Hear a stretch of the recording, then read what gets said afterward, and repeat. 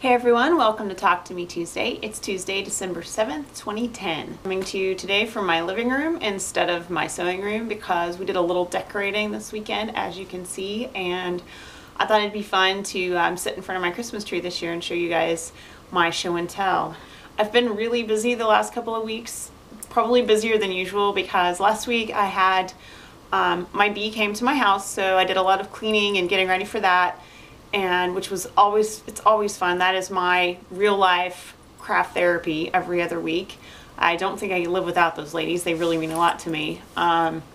Then Thursday, my baby turned 13, which was huge. And I still can't believe I have 2 teenagers now instead of just 1. So 2 teenagers in my house every day. So far it's been okay. I have finished something really awesome thanks to Amber's Originals, whose pattern I used, HP5 Freak. She shared this pattern out, and originally I was testing it for her, but I am the slowest tester ever when it comes to crochet patterns, apparently, because it's taken me from February until this morning to finish this Afghan.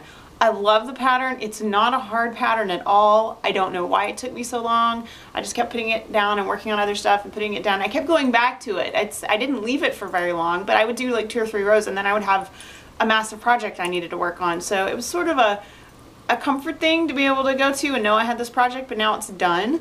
It will probably be a Christmas gift. I haven't decided for who yet, so there's no surprise to spoil if I give it to someone because they won't know they're getting it because I don't know they're getting it either. But I'm going to hold it up so you can see. And I didn't do as big of a border on mine as she did on hers. So this is the Texas Break pattern from Amber's Original, which is on Blogspot. And I call mine Blue Bricks because I use 3 different shades of I Love This Yarn Blue. And as you can see, it came out really pretty. The blues are wonderful. I really hope they're showing up in here. And if not, I will take a picture of this today and it will be on my Flickr. Just go to Flickr, look for Ofen same name as YouTube, and you'll see all of my ridiculous amounts of crafty photos because that's most of what I post there. My 15-year-old daughter and I both love going to thrift stores, so we were thrift shopping one day and she said, "Mom, I really need some belts." And so we kind of looked at belts, but she didn't really see anything she liked. I said, "Well, you know, I have a bunch of D-rings at home that someone gave me, and I still have quite a few. All varieties, different sizes." Said, "You know, we could make a belt." And she was like, "Well, cool, what would we make it out of?" And we were looking around and I go, "How about we do some belts out of neckties?" So we've experimented and we've made a couple of belts out of neckties. The first one I made was this black one, and this is actually a silk tie. And see what we did. What we did is the D-rings are here, and these are black plastic D-rings. They're pretty heavy, but they are plastic. And I'm finding the plastic ones don't really work as well as the metal ones. Like I said, these were given to me, so I figured we'd try them out, and they were black, so they look kind of cool. So you wear this just like a regular belt, and then this goes through here. And what I did was I made sure that the back is actually the seam on the outside of the belt so that you can see the front part of the tie when you have it on. So they came out really cute and she really likes them. So this is one belt, and I mean, you pull this way down and then she's been wearing it like she pulls this piece down so that they kind of hang like that, and they look really cute on. I also made this one, which she likes this one a lot better because this is not a silk tie. The silk tie slides a lot, but we haven't decided if it's the silk or if it's the actual D-rings because these are metal D-rings and they seem to be holding better. So I may have to redo the black one with better D-rings. But it's the same thing, it's just a D-ring, and then you pull that through and then it makes a belt. I sewed it on this end because this end of the tie is so wide that if you sew this end to the D-ring, the D-rings are either too small to get this through or they're too floppy because the D-ring is too big. So like I tried a smaller D-ring and it was too small to fit this big wide piece through. So what I found was if I sewed a wider D-ring to the wide end of the tie, then she could use the shorter end to hold the belt, and they came out like you can see, they're really cute. Open house at Honeybee. Honeybee's open house will be Sunday from 1 to 5. I will be there as a teacher. If you're in Austin or around Austin, come to Honeybee and see me. This is your chance. Yeah, I know that sounded really bad. No, seriously, come see me, come say hi. I love talking to people. I love seeing what you're working on. If you've ever made anything from a class that I did, or you made something from one of my patterns and you have it, bring it in, because I get really excited. I bring my camera, I'll take pictures. You can tell me about it, we can talk about it, whatever. I will be teaching from January to May at Honeybee Quilt Store. My classes right now on the schedule, and I say right now because we did add classes last session just because my tree trimmings class kept filling up, but I will be teaching Intro to Paper Piecing, I will be teaching freezer paper stenciling, and that will be a Texas themed freezer paper stenciling. And I think as of right now, the stencil is going to be included with the class fee. So probably if you sign up for that class, you will get your instructions, and the design for the stencil will be stapled to that, so that you will have that stencil and all you'll need to do is put it on freezer paper yourself. I will be teaching tree trimming again because there are still people on the waiting list, and several of them have indicated that they would be happy to take it in March. So I'll be teaching tree trimming in March. So we'll be making spring trees or Christmas trees if you want to plan really ahead. I will be doing UFPP, which is unfinished paper piecing. I will be doing it twice. And that is one of my new favorites to teach, because the idea behind UFPP is you bring in whatever project, paper piece project that you're working on that you're either stuck on or you just need time to sew. You come in, it's 3 hours, it costs less than my regular class because I don't have to do class preparation. I'm there just to help you. So if you need help, you get stuck, you just need inspiration, motivation, you come, you work on your paper piecing, you'll be around other people that are paper piecing, that enjoy paper piecing, and it's sort of like a 3-hour work day. So it's just not a whole day, just a chunk of time to come and sew, work on your paper piece project and get it done. And I did make a really cool sign for it last week, which I already took up to the store. I should have saved it for Talk to Me Tuesday, but I wasn't thinking about it, which is bad. I had too much going on last week. Anyway, I'll insert a picture right here. And that is paper pieced.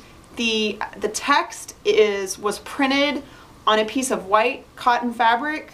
I did that in Photoshop, and what I did to get that fabric through the printer, I've had some trouble. I have a printer that I got about a year ago, and before that printer, I could run anything through my old printer. I mean, I could literally put almost anything through that thing and it would print on it. The newer printer is a little more finicky because it has this auto detect paper feature, and so I'll put paper in and it'll say paper mismatch, paper mismatch. Well, what I did, I kind of tricked it into thinking that my fabric, that I had ironed the fabric to freezer paper, and then I had used a lightweight masking tape all the way around to keep it from coming off. I tricked it into thinking it was cardstock. So it printed. It took me 2 or 3 times, but it did print, and as you can see, it looks awesome. I'm never going to wash this, so I don't have to worry about it ever coming out. And that will be the sign that will be at Honeybee for my UFPP class. I am teaching Stellar Stripes. This was actually done, but I hadn't done the quilting yet. So Stellar Stripes is quilted, and it is, I just did some basic straight line, stitched in the ditch all the way around, and you can see it's real basic. I just did the outline of the, you know, where the rows go together and everything. But I'm really happy with the way this turned out. I happen to have, I used a fat quarter for this brown stars in here. This was actually, I think this is a Bonnie Blue fabric. And I had enough left from my fat quarter to do my binding in. I think that really pulls the whole thing together really nicely.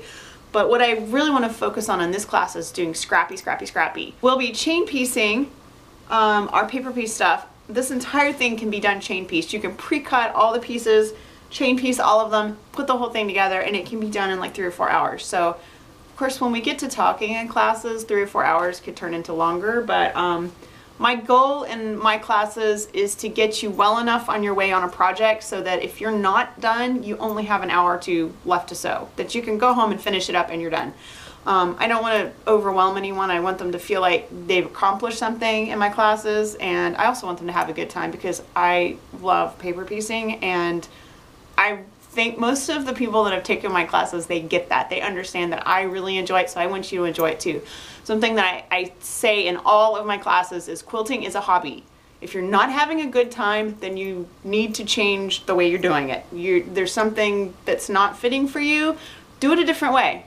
Do it whatever way is going to make it fun for you, because if you're not having fun, then it's a hobby. It's supposed to be a good time. You're supposed to enjoy it. It's not supposed to be pulling teeth and making you miserable. So do what makes you happy, what brings you joy. And paper piecing is what brings me joy. So that's what I do. Project of Doom 2010 for Harry Potter paper piecing. The layout for the block of the week, mystery quilt, quilt along, call it whatever you want to. It will be all of those things combined into one. It starts in January. The layout is completely done. It's done. It's awesome. I'm so excited. I've only shared it with one person outside of my family, and she thought it was really awesome. I'm very excited about this project. It will be a complete Harry Potter quilt after about 30 weeks. We will be making individual blocks. They will be 10-inch blocks or 5-inch blocks. You can do them either way. I'm going to recommend 10-inch blocks because it makes a bigger quilt, and some of the pieces will be really small if you do them in 5 inches. The patterns will be presented in 5 inches, and then you can enlarge them. It is intended to be a larger quilt. It can be a wall hanging if you want to work smaller. Not a problem. Just because I design everything practically, not everything, but 98% of all of my blocks are designed at 5 inches because that is what I can fit on a standard sheet of paper. And that way you can blow it up or shrink it or whatever you want to do with it. But anyway, the layout is done. I'm really excited about it. This is one of the coolest things I have ever designed, and I cannot wait. And yes, I am sharing this completely for free. I have had people asking me about a donate button, about a fee or whatever. If you guys want to support Harry Potter paper piecing, if you want to support Sew Hooked, if you like my free patterns, I don't want you to give me your money for free. Go buy something out of my store. I have the lowest price thing on there is $1.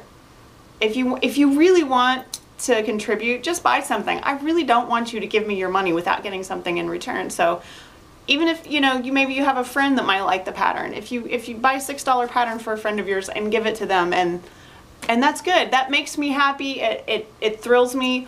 I don't want to put a donate button on my website because I don't want your donations.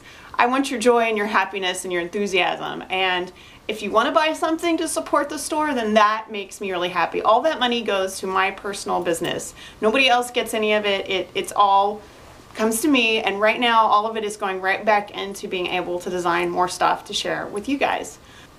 If there is a pattern that I don't have available in my Etsy store as a hard copy, just email me and I will make you a hard copy.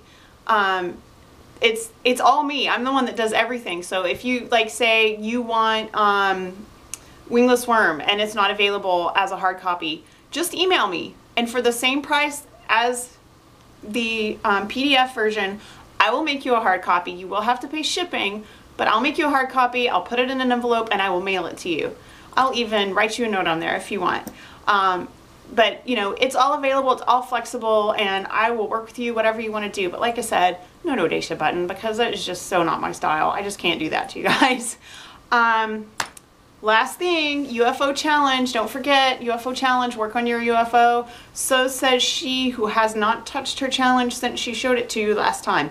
But after open house, I will not have any more classes the rest of 2010. I won't have a class until January. So after open house this Sunday, I will be working on my UFO because that's what I want to work on. That is my gift to myself and my husband for Christmas, so I really want to get it done. Thank you so much for all your videos last week. When I asked you guys to post videos, I said I missed you, that there hadn't been a lot of videos. You guys came through in spades. You just posted like crazy. And the reason I'm posting so late today is I made sure I watched every single Talk to Me Tuesday video before I posted today. You guys rock. You totally rock. I'm so chuffed that you all just got out and recorded last week. Even if your video was a minute and a half, which there were one or two, that's good. I want to hear from you guys. I love to hear what you're up to. I hope everyone's doing okay. Do not let the holidays stress you out. I know they get really stressful. I've been a little stressed myself, but I just keep thinking, you know what? Holidays are about my family. The holidays are about my friends, and that's what really matters to me. So that's what I'm gonna focus on. I will see you guys next week. Have a great week. Record a video, work on your UFO, and take care of yourself. And I'll see you later. Bye.